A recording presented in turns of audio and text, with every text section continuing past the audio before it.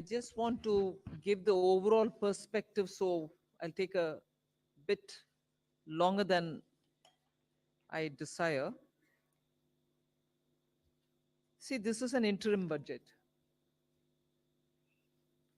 presented just before the election, obviously. The four large things that I want to draw your attention to is GDP.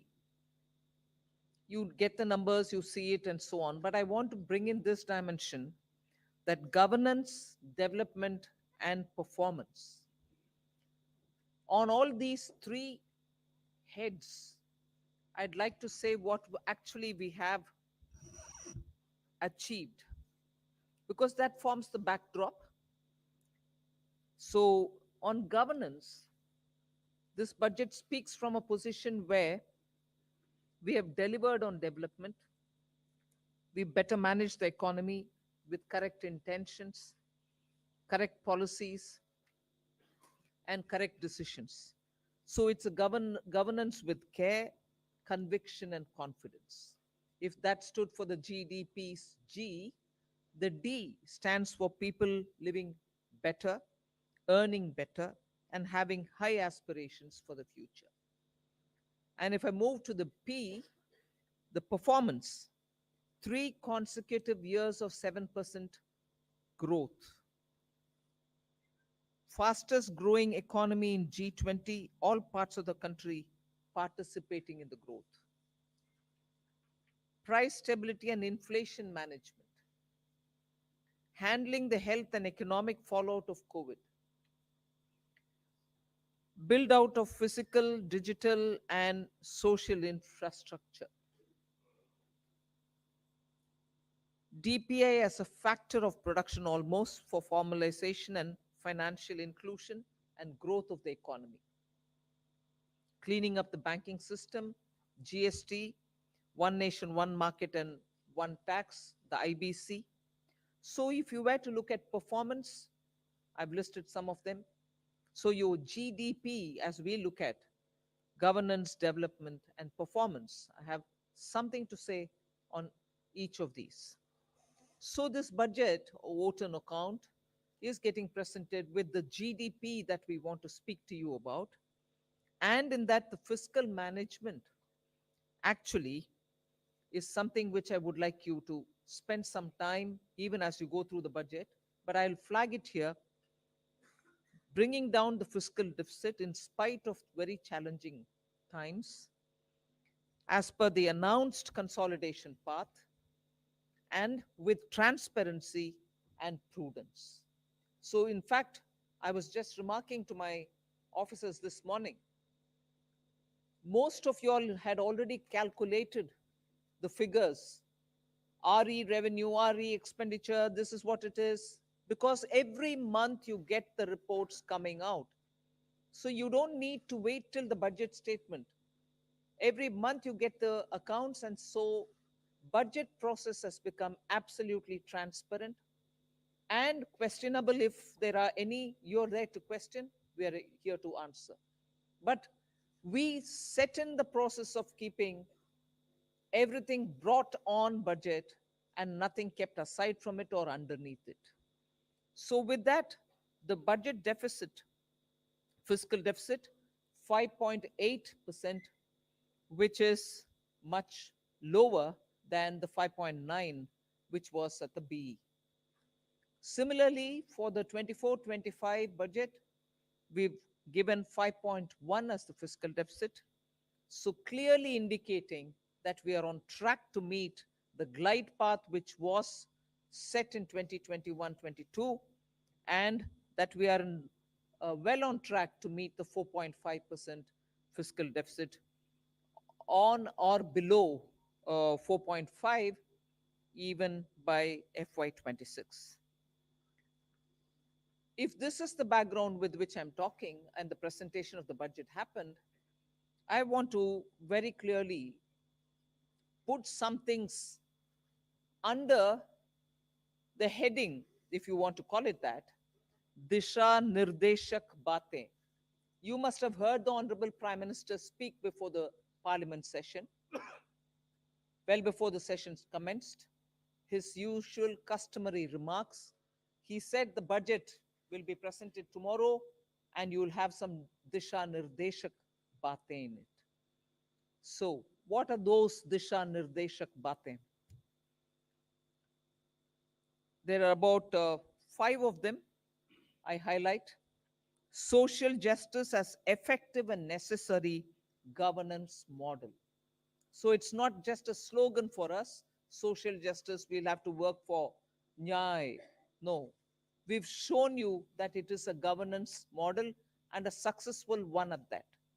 So social justice as an effective and governance, necessarily a governance model. Then four major caste groups, as we call it, as Prime Minister has emphasized, the poor, the women, the youth, and the Annadata. So Disha Nirdeshak Bate, you have the second point. Third, focus on infrastructure. This year, again, massive increases of capex happened in the last 4 years. This year, too, there is 11% increase, resulting in a very recallable number 11 lakhs 11,111 lakh 11 lakh 11,111 crores. So continuing the trend of the last 4 years, where capital expenditure has been the route, one for revival earlier from COVID and now for sustained growth towards Amritkal, towards the Vikasit Bharat goal. Fourth is the using of technology as a huge opportunity. DPI as almost a new factor of production. So it is actually bringing in the value addition to the economy. It is facilitating every sector to bring in the value addition which is so required and improves on our productivity. And the last Disha Nirdeshak Bate is high powered committee for extensive consideration of challenges arising from population growth and demographic challenges. So if these are Disha Nirdeshak Bate, what were the major announcements? I'll recall very quickly 12 of them. I'm not spending any time except for reading out what those 12 are. 2 crore more homes under the PM Awas Yojana. We already completed nearly the 3 crore. Housing for middle class, rooftop solar for at least 300 units of power generation every month, which will be muft bijli for the households. There will be some assistance and some kind of a funding which will be extended. So you're generating renewable energy, providing the renewable energy generators the free that which will they that which will they that which they would want to use, and over and above that the surplus that they produce can be used for selling and earning money out of it.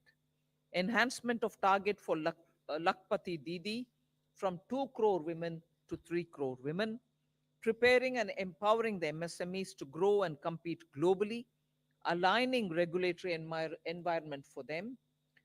Um, the sixth is making sure that the eastern region, and when I say eastern region, I'm not talking about northeast. Northeast will get the attention that they've been getting all the while. They will still continue to get it, and they will be on the top of our priority. But when I say the eastern region, I'm talking about Bihar, Jharkhand, Chhattisgarh, and Orissa, making sure that they'll become the engines of growth for the new Amritkal India that we are trying to use as a bridge towards leading to um, towards Vikasit Bharat 2047. And Eastern India, I've missed out on West Bengal. Please add it. Bihar, Jharkhand, Orissa, Chhattisgarh, and West Bengal. Next generation reforms will be carried on, building consensus with states and stakeholders for reform, perform, transform. Three major corridors, which are programs for railways, for logistics efficiency, and they have been explained. The important point that I want to highlight there is to make sure for Vikasit Bharat, You just don't need to build for better passenger convenience. You need to build for better passenger convenience. You need to give them safety. You need to shorten the traveling time for them. So one of the corridor is going to give emphasis for high density routes where passengers traffic is very high. We need to bring efficiencies and better safety in those areas. But for Viksit Bharat, passengers need to move as they wish. But equally, materials, raw materials, um, building goods, cement, rare earths, minerals, we need them to move efficiently as well. So the corridor will take care of that as well. So the synergy between movement of people and movement of goods is what is being highlighted in the three corridors that we're talking about. Um, ninth is ninth announcement, that is urbanization, looking at metro and Namo Bharat. Uh, One of the railway related things which I missed out on telling you, 40,000 bogies are going to be uh, improved in the standards with which they can be effective rolling stock and also give the convenience in the passenger experience inside the bogies as well. So 40,000 coaches are going to be brought up to the level of Vande Bharat standards. Metro and Namo Bharat, I did mention, so that urban transformation through transit oriented development can happen. The 10th announcement, which I draw your attention to, is 1 lakh crore corpus for research and innovation by private sector. So that's coming in at the 10th. 11th is boost to tourism, including spiritual tourism. Interest-free loans will be given to states so that they can build on iconic tourist centers. And the 12th one is supporting reforms in state. They are separate from the development of tourism centers. And therefore, I want you all to have the clarity that help to centers are supporting reforms in state is slightly different from boost to tourism.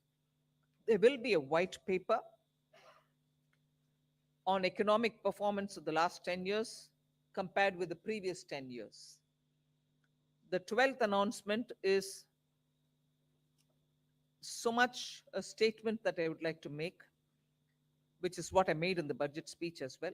Government has got the trust and the confidence and the blessings of the people based on its exemplary track record of GDP, as I said, governance, development, and performance, effective delivery, and also on Jan Kalyan. So, highlighted, highlighted points have been realized as goals of Viksit Bharat till now, and they are the realizable goals also continuing to be so, because what we want to underline is we govern with good intentions, true dedication, and hard work in the coming years. And that's why Amrit Kal is also now called Kartabya Kal. In short, that's the budget. Thank you very much. Yeah. The Finance Minister has just now encapsulated the key highlights of the budget. We'll now open the floor. We can begin with the front row here. Please go ahead, 53. Please hand over the microphone here. Hello, ma'am. This is Priyashmita from Informist Media. Ma'am, I wanted to know about the projections in your tax collections.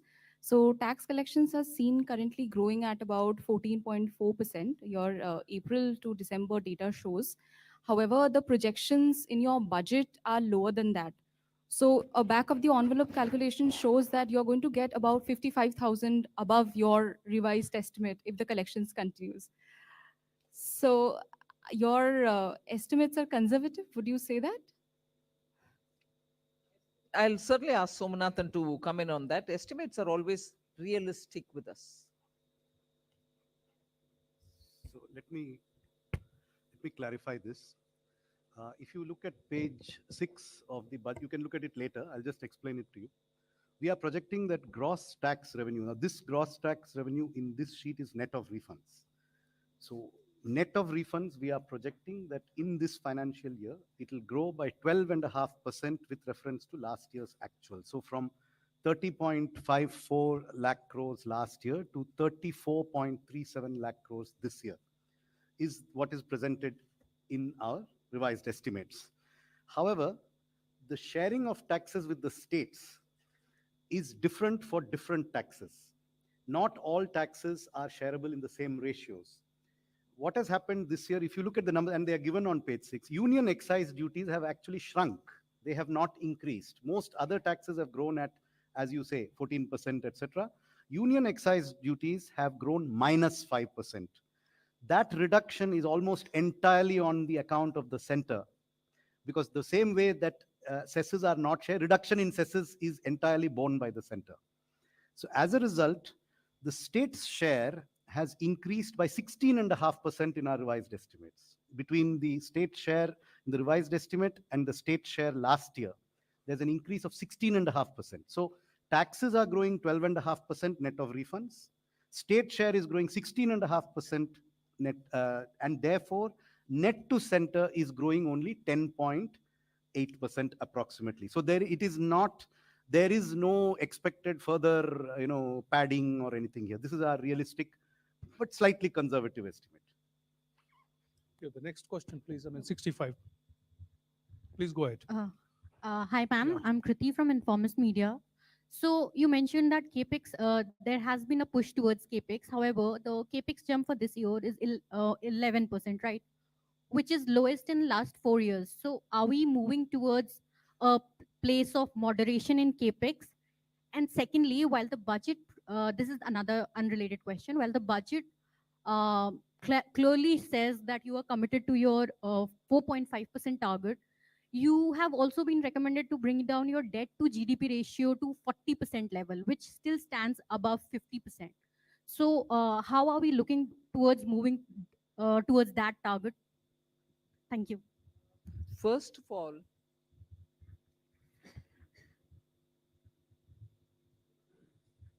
I'm on the second, your second bit was on the debt to GDP. What was your first one on? Capex. 11% growth in Capex. You've got used to about 30%, 23% from a low base. And today, 11% on a high base appears low. Informist. 11 lakh crores going for capital expenditure. And you're seeing also that the private sector is coming in with their investments. So one has to have a clear understanding that when the government wants to spend through capital investment, it can be for one, triggering the economy so that private sector also comes in. At a time when private sector didn't come in, we still fully came in. Now we are seeing also signs of private sector also coming in. So it's only natural for two reasons, therefore, for you to look at. One, on what base are you saying 11% is less? Growth it is. And second, please do look up if private sector is coming in or not. Does that answer you? Yeah. The next question, we'll take it. Wait. Still? Yeah. On your 40% of, first of all, that was a figure that was set before COVID. Its relevance today is something that has to be looked at completely afresh. And in fact, in 21-22, the finance minister had set out a particular fiscal consolidation glide path, which is the post-COVID glide path. I would only point out that today India's debt to GDP ratio is one of the lowest in the G20 apart from other countries. So we have to look at things in today's context, not based on a historical relic of a report which was prepared long ago before COVID happened. Yeah. And again, our external debt also is something which you should notice is never been high, not high even now. Yeah. Second row, I would request you to confine to one question, please, because there are many questions coming up. Yeah. Thank you very much. Please go ahead.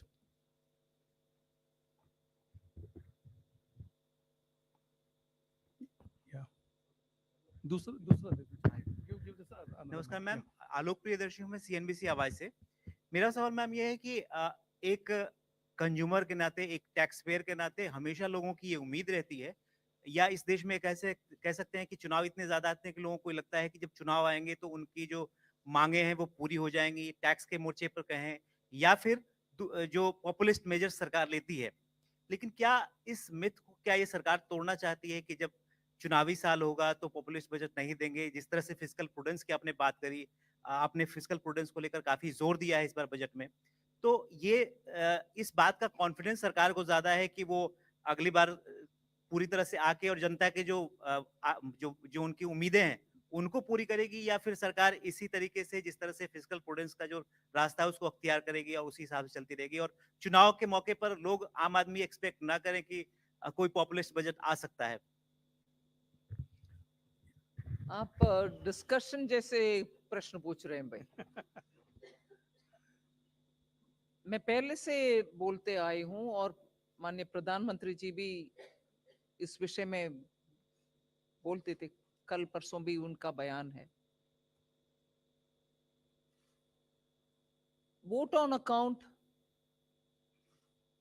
क्या है, कैसे है, आपको मालूम है। So we largely kept vote on account as vote on account, but also showed how the economy will be moving forward and what's our plan for it. Who are we going to aim at when in July, when we come back to present a budget? Who are the sections who will be addressed? What are the kind of investments we'll make? However, very clearly showing that on capital expenditure, we are showing an increasing growth. More money is being put in for that, for innovation, and so on. So announcements भी है, ये नहीं है कि vote on account है इसमें कुछ और नहीं है। अनाउंसमेंट्स है, दिशा निर्देशक बातें भी है।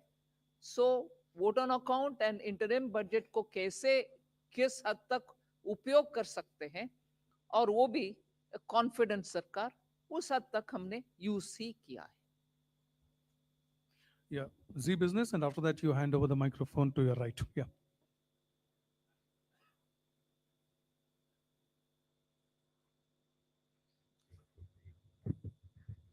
मैम आपने या दो बड़ी स्कीम्स का ऐलान किया, एक अर्बन एरिया के अंदर हाउसिंग स्कीम का, दूसरा रूफटॉप सोलर के लिए।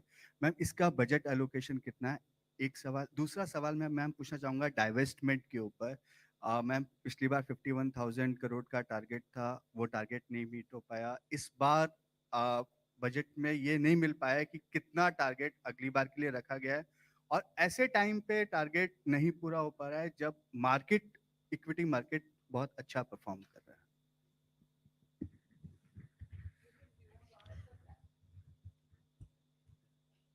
पहली बात तो मैं ये स्पष्ट करना चाहूँगा कि जो डिसइन्वेस्टमेंट है उसमें हम वैल्यू लॉकिंग का प्रिंसिपल लाते हैं। आपको एक मैं छोटा सा उदाहरण देता हूँ। हमारे जो 61 लिस्टेड CPSCs हैं और 16 PSBs हैं, एक यानी कि 1 जनवरी 2021 में, यानी कि 3 साल पहले उनका combined market cap 15 lakh crore था और आज के वक्त में वो 58 लाख करोड़ है। तो हमने 42 लाख करोड़ की वेल्थ क्रिएट की है पब्लिक सेक्टर में, और उसको माइनॉरिटी शेयर होल्डर्स जो उसमें हैं उन सबके साथ उनकी वेल्थ शेयर हुई है। तो आप वेल्थ इफेक्ट नहीं देख रहे हैं, आप सिर्फ उसमें से वेल्थ में से हम क्या निकाल रहे हैं, लेकिन वो जो वेल्थ जनरेट करना भी इक्वली इम्पॉर्टेंट है। एक साल अलोन में हमने 21 लाख करोड़ का 25 लाख करोड़ का एडिशन किया है। तो आप समझ सकते हैं कि 2014 से जब हमने 4.2 लाख करोड़ का डिसइन्वेस्टमेंट किया है और 4 लाख करोड़ का हमने डिविडेंड लिया है CPSC से, 8.5 लाख करोड़, उसके मुकाबले एक ही साल में 25 लाख करोड़ का हम मार्केट कैप ऐड कर रहे हैं। तो ये जो वैल्यू अनलॉकिंग स्टोरी, इसका मतलब ये है कि आपको डिसइन्वेस्टमेंट करना है तो वेल्थ भी इंप्रूव करनी है, शेयर की वैल्यू भी लेनी है, और तब डिसइन्वेस्टमेंट कैलिब्रेटेड वे से करना है। इसलिए सरकार ने डिसइन्वेस्टमेंट का एक तो हमने कोई फिक्स टारगेट भी इसे नहीं रखा है। हमने ये कहा है कि हम एक अदर रिसीट्स में एसेट मोनेटाइजेशन और डिसइन्वेस्टमेंट हो वो सब जाते हैं। और दूसरा रिसीट का एक इशू है कि हम कभी भी यदि हमें अपॉर्चुनिटी मिलेगी इससे ज्यादा भी कर सकते हैं। लेकिन एक उसको फिक्स्ड मार्केट सिग्नल ये देना कि हम शेयर बेचेंगे ही बेचेंगे, इसी प्राइस पे बेचेंगे, उसके कारण उसका प्रतिकूल असर मार्केट में पड़ता है। इसलिए जो हमारा वो है अर्थ ये है कि हमारा जो रेवेन्यू है, और दूसरी हमने इम्पोर्टेंट स्ट्रैटेजी है कि डिसइन्वेस्टमेंट और डिविडेंड ये दोनों ऑपोजिट डायरेक्शन में हैं। जब हम कंबाइंड कह रहे हैं हम 92,000 करेंगे तो कंबाइंड आप देखिए, और non tax revenue is the biggest story. लगभग 75,000 करोड़ का नॉन टैक्स रेवेन्यू ऐड हो रहा है और हाईएस्ट ग्रोथ उसमें ही है। और अब लगभग 1 लाख करोड़ जो है, यदि आप बजट से देखें और नेक्स्ट बजट में देखें, तो 1 लाख करोड़ का नॉन टैक्स रेवेन्यू हम ऐड कर रहे हैं। और नॉन टैक्स रेवेन्यू ऐड में डिविडेंड की बहुत बड़ी भूमिका है, और डिविडेंड हम एक्सीड कर रहे हैं। तो इसलिए आप कंबाइंड वे से इस सारे, यदि इस सेक्टर को देखें, तो हमको एक नई दिशा में जाने की जरूरत है, जो हम गए हैं। रिगार्डिंग द रूफटॉप सोलर के लिए 10,000 करोड़ का प्रोविजन है बजट में। As regards the urban housing scheme, its contours are being worked out, and there is a token, and it will be funded when the exact contours are finalized. Yeah, the next question, please go ahead. 81, please. Okay, I mean, I'll. Hello. Yeah, go ahead, go ahead. Yeah, sir. Prakash Pedashi from ET now. Ma'am, the benefit of lower tax rate of 15% has been extended for startups and investment by sovereign wealth funds. My question is, I mean, has it also been extended for manufacturing unit?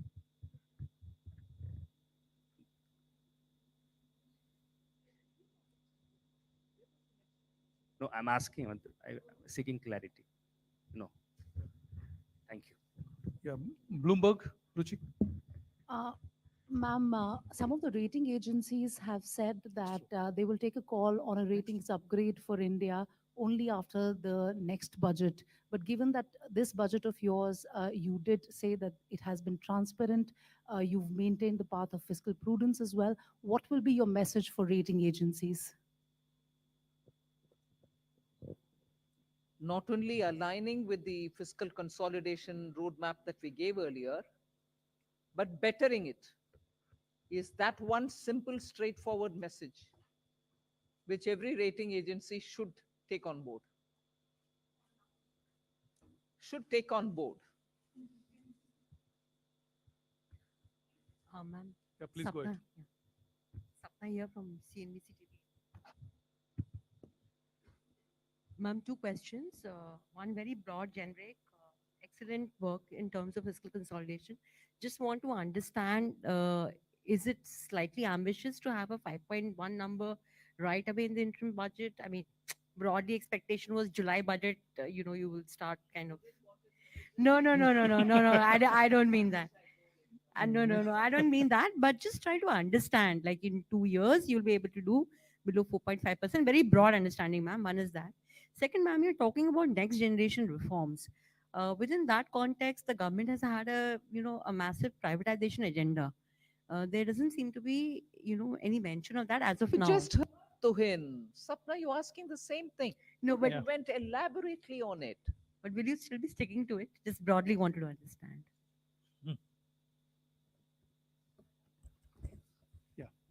Yeah, please go ahead. Yeah.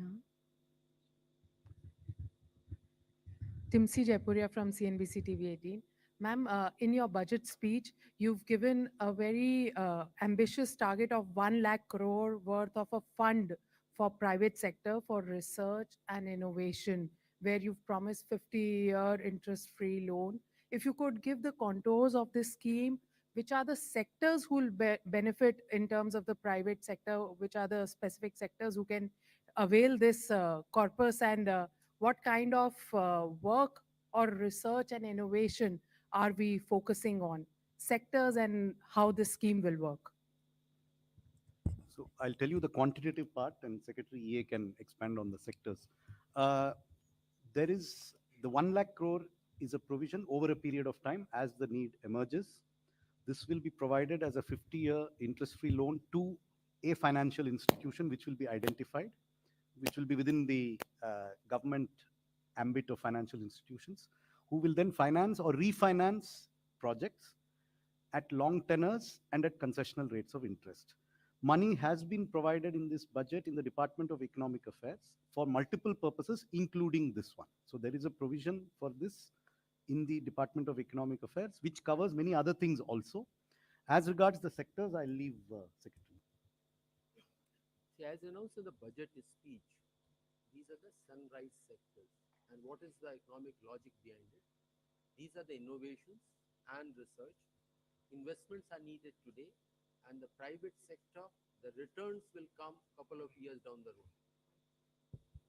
And those couple of years can be 4 years, 5 years, 10 years. For some investments, it can be even longer. So it will not be commercially viable for private sector to invest if it were to be a commercial money for them. So this is what the fund will help them. Clear identification of those sunrise sectors will be through a stakeholder process. Yeah, business line. Keshav? Namaskar, ma'am. Shishir here. Just to clarity, ma'am. One is about the TCS. Some changes have been made in the TCS on the LRS. So what are those changes? There is not much clarity because explanatory memorandum is not there. And the second part is the housing scheme. Will it be just like an interest subvention scheme, or what will be the contour of that?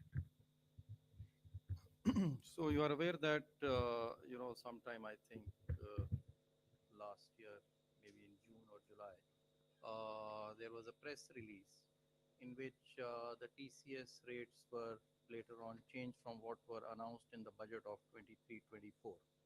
So basically it is just to align those TCS rates with what was announced in the press release. There is no further change from what was announced in the press release. Your question on housing was? What will be the contours? It's still being worked out. Interest subvention will be? It could be one of the features of the scheme, but nothing has been finalized yet. It's under discussion between Department of Financial Services, Ministry of Housing and Urban Affairs. Multiple options are being considered on how to achieve the purpose that has been set out. Hello, ma'am. Ruchika Chitravanshi from Business Standard. One question was regarding the relating to the announcement you made about the withdrawal of demand for outstanding tax. What will be the cost to Exchequer for the tax that will be foregone? And second, a small clarification: the 75,000 crore 50-year loan that is linked to the milestone reforms. Yeah, is that in addition to the 1.3, or is it part of it? So all of you would be aware, that there are a large number of small demands that are pending with respect to income tax, wealth tax, gift tax. They number in all about 2.68 crore such demands.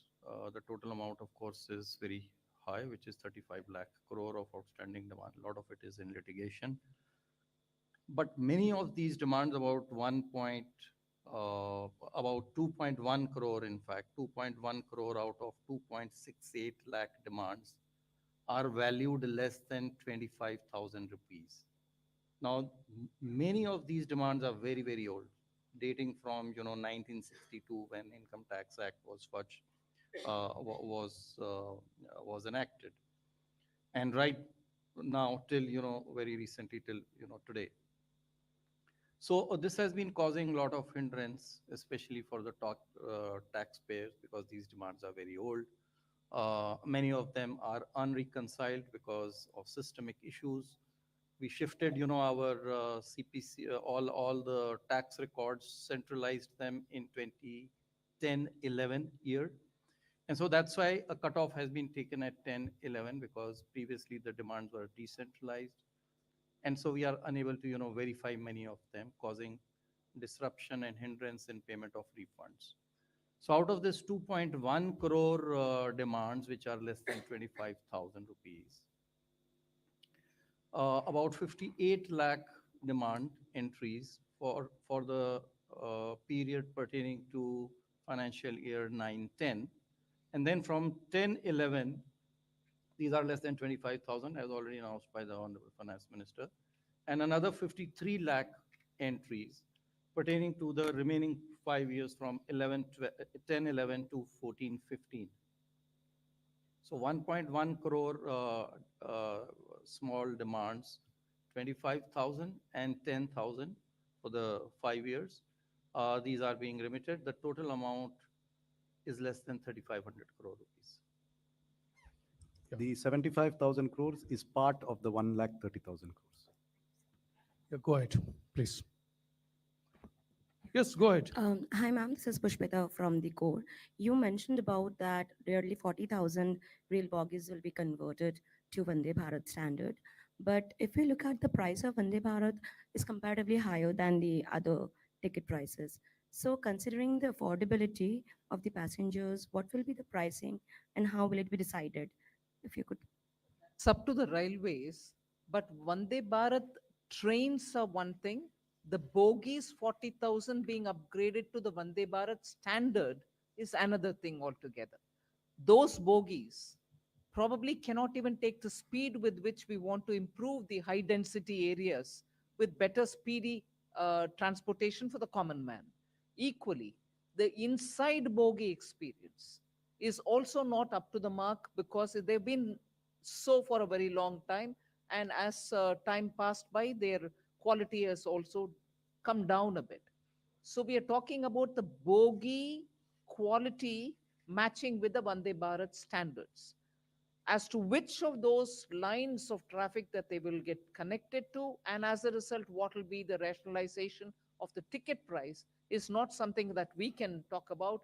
That's something which the railways will work out gradually. But progressively, that point proves that through the 40,000 bogies that we're talking about, the quality of the Indian rail bogies, which are so important for safe travel and also ease of living travel and comfort, will need upgradation. And this is what we're aiming. Yeah. Please speak into the microphone. Yeah, good evening, Minister. Minister, you had announced an aggressive plan for privatization of two government banks a couple of years back. So is that proposal still on table? And my second question is your thoughts on the shrinking successively, every successive years, we've been seeing the divestment receipts shrinking. So your thoughts on that? Thought Tuhin had explained the second part of your question, but never mind. I'll ask him to again probably explain it.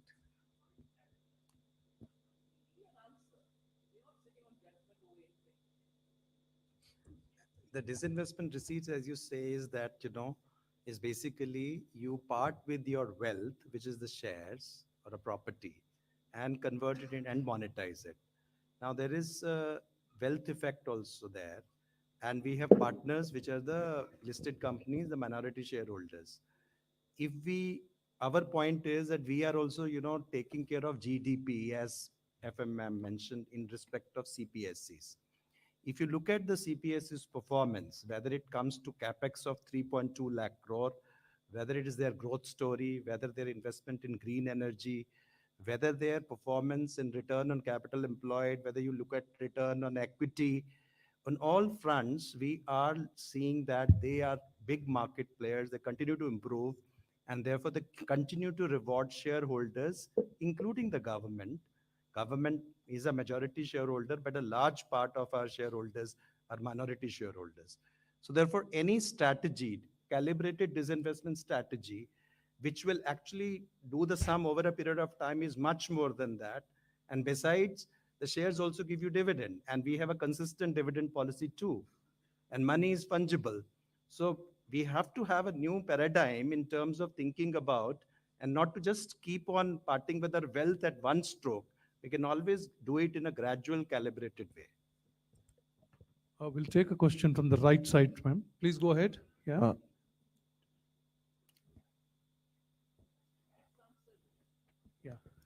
Ma'am, I have a question on this committee on demographic change challenges.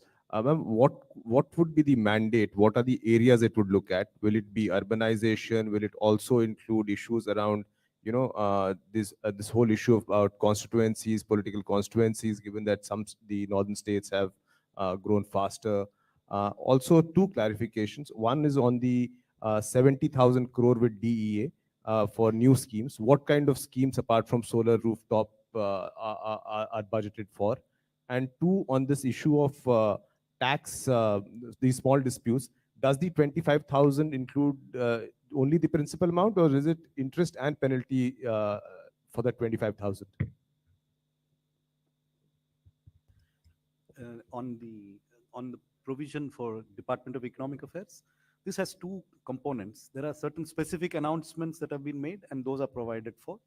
In addition, there is a large increase in our capital expenditure budget. We have, as was done in the year 2022-23, we have kept this in the Department of Economic Affairs to be allocated to whichever department requires it at the pace that it's able to absorb, so that we have flexibility to allocate it to whichever department is able to absorb it fastest, whether it's railways, highways, telecom. We have all of them, and they are all essentially eligible to take this money when the requirement arises, so that we have flexibility to optimize its utilization. Hello, ma'am. As to your, let me answer the second part. As to your question, as to whether the 25,000 rupees amount which is remitted being withdrawn, till the year 9-10, and 10,000 being remitted from 10-11 to 14-15. Let me clarify that this is the amount of demand which is mentioned in our books. And so when this demand is actually entered, then it will include even the interest till the point,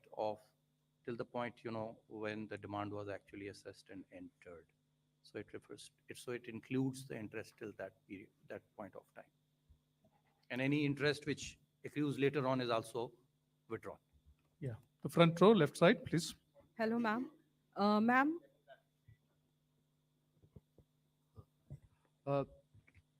See, when we talk about demography, it is an opportunity, it is a challenge. And the current numbers, how the changes are happening over a period of time, this committee will have a mandate to have an extensive consideration of those challenges and the opportunities, and come out with a specific set of recommendations. hello, ma'am. Ma'am, I'm Monica from the New Indian Express. Ma'am, in your budget speech, you mentioned about the India, Middle East, Europe economic corridor. So, given the fact that there are conflicts in the Middle East region, so is the project still on track? And also, when the French president was here, was there any discussion on the corridor? Well, it's been announced and we are taking it forward. Yes, there is significant disturbance in the Red Sea area and the Middle East, but this is a project which has long-term implications for the entire region up to Europe, because it also includes Europe. So yes, we will be taking this project forward.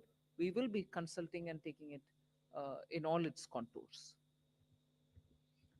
Yeah, the second last row Ma'am, there. Himanshu Shekhar from here, Himanshu. ma'am, yeah, NDTV India. Second last row, madam. Ma'am, एक महत्वपूर्ण घोषणा आपने की है प्रधानमंत्री आवास योजना को लेकर। अगले 5 साल में आप 2 करोड़ घर बनाएंगे। क्या ये फैसला हुआ है कि इसमें से कितने घर आप ग्रामीण इलाकों में बनाएंगे और कितने शहरों में, जैसा कि पहले ग्रामीण ग्रामीण के लिए हाँ, बनाएंगे? ग्रामीण के लिए 2 करोड़ और घर बनाएंगे। हाँ। और ये 2 करोड़ 95 लाख का जो आपका टारगेट था, वो आपने पूरा हो गया है। 3 crore, we are close to achieving 3 Close to crores.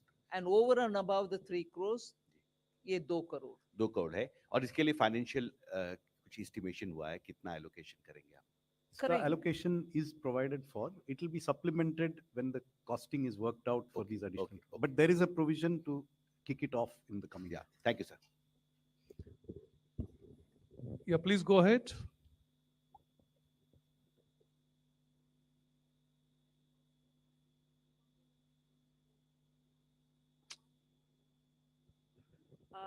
You mentioned the mandate, which I think we wanted a bit more clarity on that.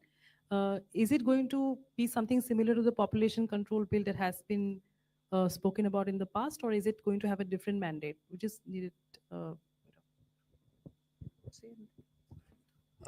Say the budget speech says, and I'm already responded to that. Wait for the terms of reference to come out, and then you will get to know the exact details. But overall approach is, it is a huge opportunity, but there are challenges. Both have to be taken note of, and appropriate responses to be taken.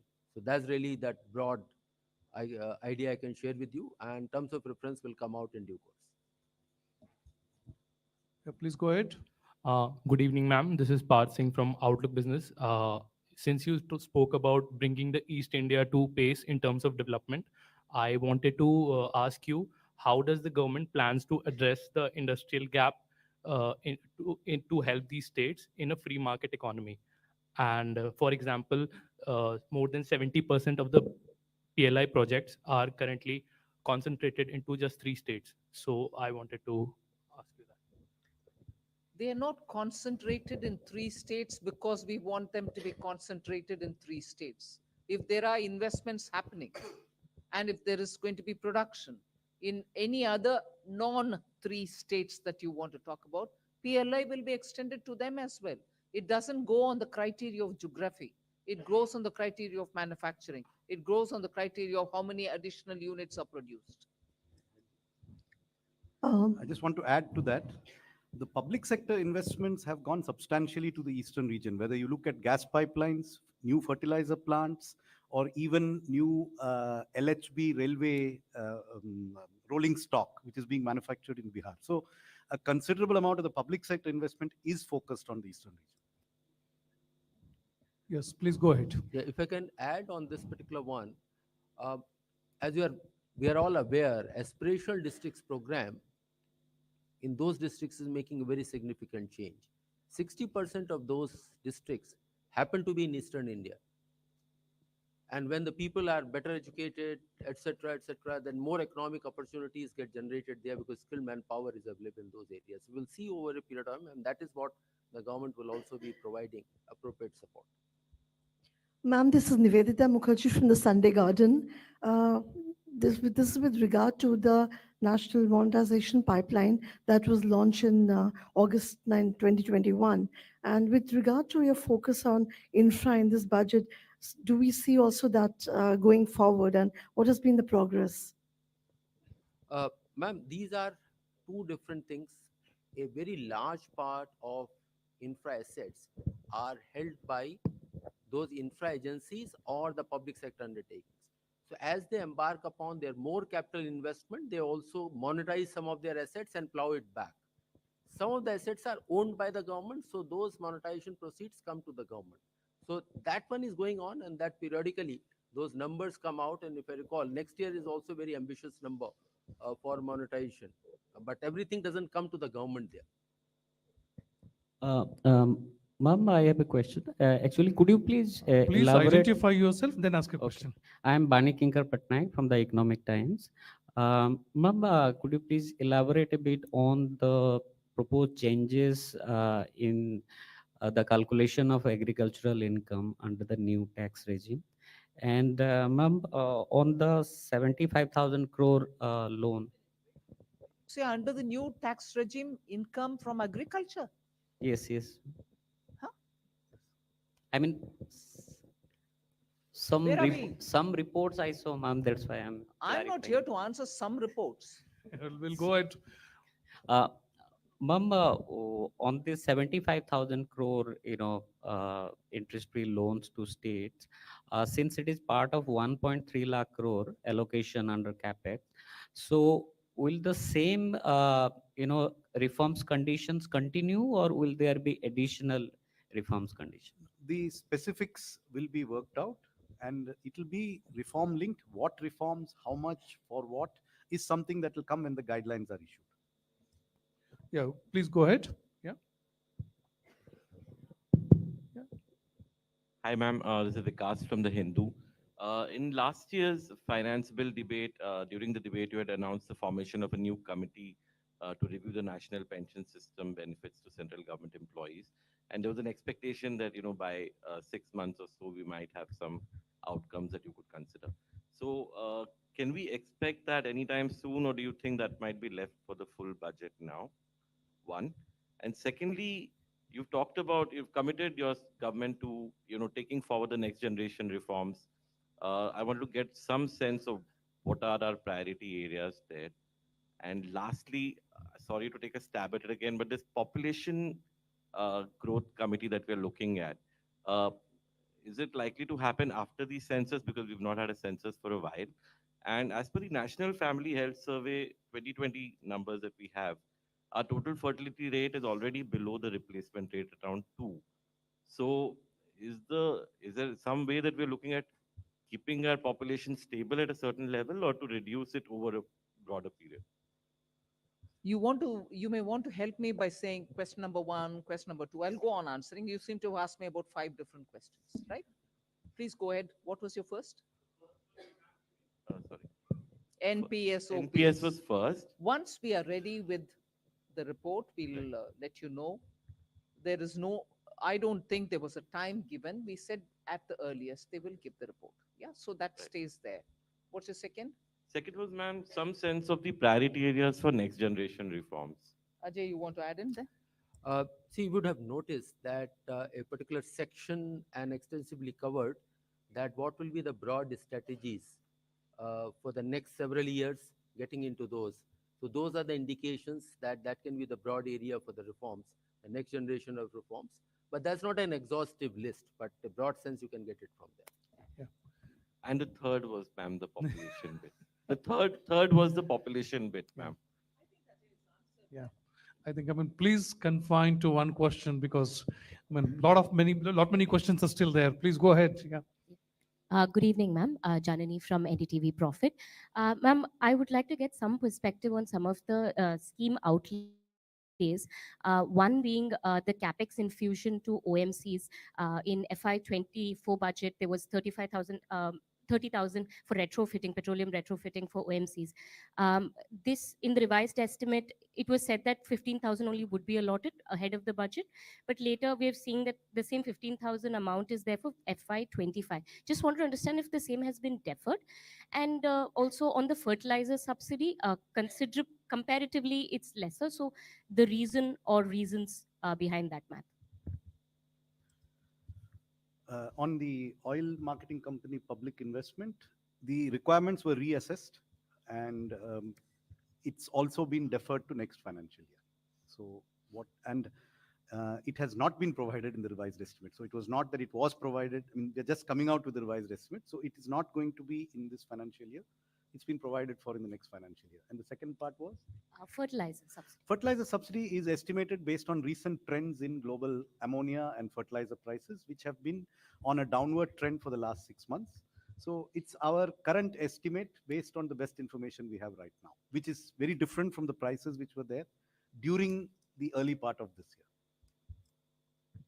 Adrija from Money Control.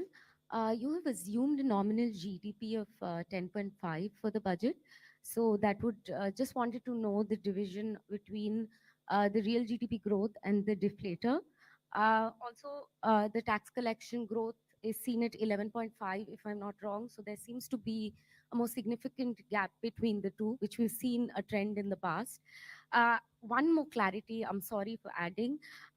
This is with regard to a mention that the average real income of people have increased by 50% with moderate inflation. Mentioned in the speech.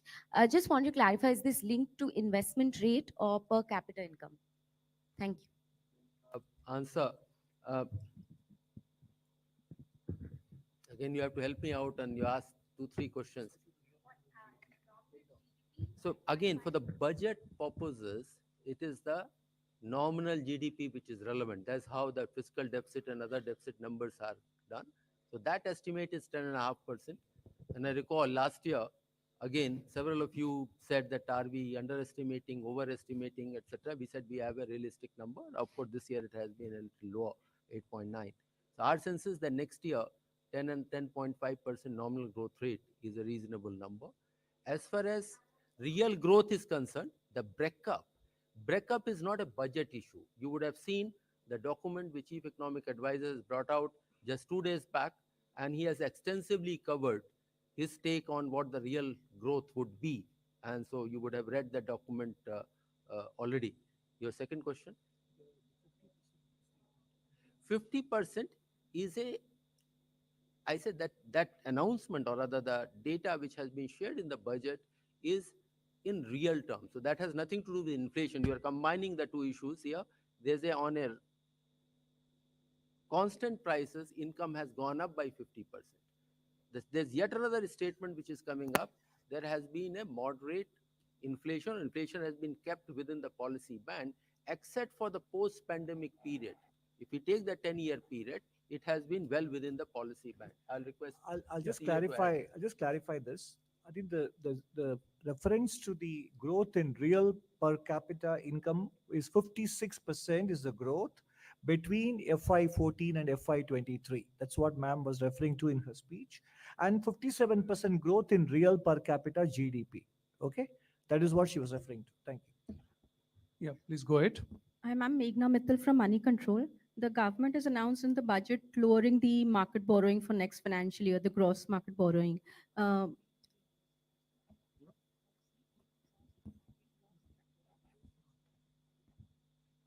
So I just wanted to understand what gives the confidence to the government that they'll be able to lower the market borrowing amid the global challenges and the capex increase that has been announced. So I think the confidence comes from the numbers that are presented. So if the revenue numbers are realistic, if the expenditure numbers are realistic, then the deficit number is realistic. That deficit number is then broken up into sources of financing. And we have taken a 10.5% nominal growth rate, 11.5% revenue growth rate, which is buoyancy of less than 1.1. This year we have achieved 12 plus with a nominal growth of 8.9. So I think a very decent, very conservative buoyancy has been assumed. In addition, the expenditure numbers are realistic. We have provided for everything. Therefore, the deficit numbers are achievable. And the borrowing breakdown is given here in terms of how much is market, how much is small savings. Small savings, we have shown a declining trend in resources from small savings. We have shown a declining trend in external debt, and that is reflected in these borrowing numbers. So these are very realistic borrowing numbers. On the gross borrowing coming down, next year, some of the repayments of loans taken will not be happening from the consolidated fund. They are repayments of the GST back-to-back loans. So they don't necessarily lead to new gross borrowing. So there is a slight recalibration between the growth of the net, in fact, not the growth, the decline in the net borrowing is gentle. The decline in the gross borrowing is steeper, but there is a reason for it. So it's very realistic. Good evening.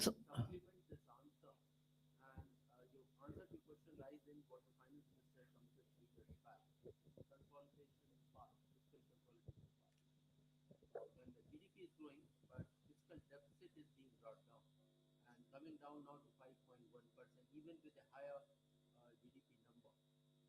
Borrowings are lower, and with that part, it is expected to be lower as well. Yeah, we'll Good take a evening, question ma'am. from the middle row. Good evening, ma'am. This is Sanjay Agarwal. I first like to congratulate the entire. I'm Sanjay Agarwal. I work for PN News, ma'am. It's a What news? newspaper. This is a newspaper, ma'am. What news? It's PN News. It's a newspaper. It's a bilingual, ma'am. Yeah. So PN? PN News. How do you spell it? It's P for press, N for nation. PN. PN. Yeah. So first, like to congratulate you. You've made history by presenting the 6th consecutive budget.